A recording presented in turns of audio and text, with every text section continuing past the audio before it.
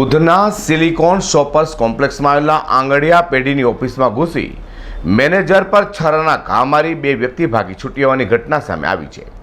એટલું જ નહીં પરંતુ ઈજાગ્રસ્ત વૃદ્ધ મેનેજરને તાત્કાલિક સારવાર માટે સિવિલ લવાતા તેમને ગળા અને હાથના ભાગે ગંભીર ઈજા થઈ હોવાનું સામે આવ્યું છે.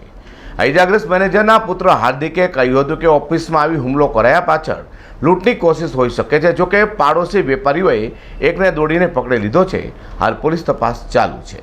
સુરતમાં કાયદો અને વ્યવસ્થાની સ્થિતિ રોજે રોજ કથળી રહી હોય તેમ લાગી રહ્યું છે, ત્યારે ઉધનામાં દિન દહાડે લૂંટની ઘટનાનો પ્રયાસ થયો હોવાનો બનાવ પ્રકાશમાં આવ્યો છે. ઉધનાના સિલિકોન શોપર્સ કોમ્પ્લેક્સમાં આવેલા આંગડિયા પેઢીમાં ઘૂસી મેનેજરની ચપ્પુના ઘા મારી લૂંટનો પ્રયાસ કરાયો હતો, જેમાં એક લૂંટારૂને પાડોશી દુકાનદારે પકડ્યો હતો. અંગે પીડિતના આંગડિયા પેઢીના મેનેજરના પુત્ર હાર્દિકે જણાવ્યું હતું કે તેઓ ભટ્ટાના સિલ્વર સિટીમાં રહે છે. પિતા રમેશ મોતીરામ પટેલ અંબાલાલ હરગોવન આંગડિયા પેઢીમાં મેનેજર તરીકે કામ કરે છે. મૂળ મહેસાણાના વતની છે. આ ઘટના બપોરે લગભગ 3:15 વાગ્યાની હતી. રમેશભાઈ ઓફિસમાં એકલા હતા ત્યારે બે અજાણ્યા ઈસમો ઓફિસમાં ઘૂસી ગયા હતા અને ઉપરાઉપરી રમેશભાઈને ઘા મારતા બૂમાબૂમ થઈ ગઈ હતી. રમેશભાઈના હુમલામાં ગળામાં 3 ઘા અને હાથ પર 1 ઘા વાગ્યો છે.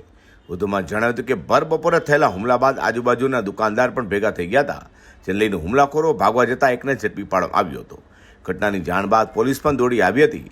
હાલ પોલીસ તપાસ ચાલી રહી છે, જ્યારે રમેશભાઈને ગળાના અને હાથના ભાગે થયેલી ઈજાને લઈને સિવિલમાં ઓપરેશન ચાલુ છે. રમેશભાઈ છેલ્લા 8-9 વર્ષથી સિલિકોન ઓફિસમાં બેસતા હોવાનું અને 40 વર્ષ જૂના આંગડિયા પેઢીના કર્મચારી હોવાનું જાણવા મળ્યું છે. આમ સુરતના ઉધના ખાતે દિન દિહાડે લૂંટની ઘટના બનવા પામી છે. અઝર કુરેશી સાથે પ્રકાશવાળા.